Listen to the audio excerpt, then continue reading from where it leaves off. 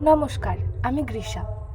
ছোটবেলায় মা বলতো যে যবে থেকে তুই ছবি আঁকা শিখেছিলি তবে থেকেই নাকি তুই যেখানেই হাত দিতিস সেখানেই ছবি আঁকতে শুরু করে দিতিস, সেখানেই রং ঘষতে শুরু করে দিতিস। আসলে এই ঘটনাটাই আজকে আমি আপনাদের সাথে শেয়ার করছি।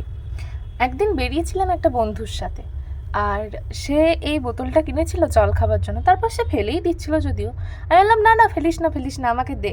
তা বললো এই নোংরাটা বাড়ি নিয়ে গিয়ে কী করবি। তারপরে আমি এই কাজটা করি। আসলে তুলির অভাব ছিল বললেই চলে, কেন কি 0 বা 1 নাম্বারের রাউন্ড তুলিগুলো হলে হয়তো কাজটা আরও বেটার হতো।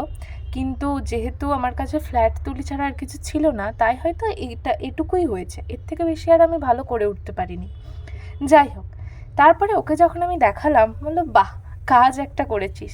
আসলে এটা এমনিই বানিয়েছিলাম, তারপরে দেখলাম আমার কিছু ফুলও আছে, সেটাকে ফ্লাওয়ার ভাস হিসাবে ইউজও করে নিলাম। এই ফেলে দেওয়া জিনিসগুলো দিয়ে কিন্তু মাঝে মাঝে বেশ সুন্দর জিনিস তৈরি হয়। তাই আমি বলব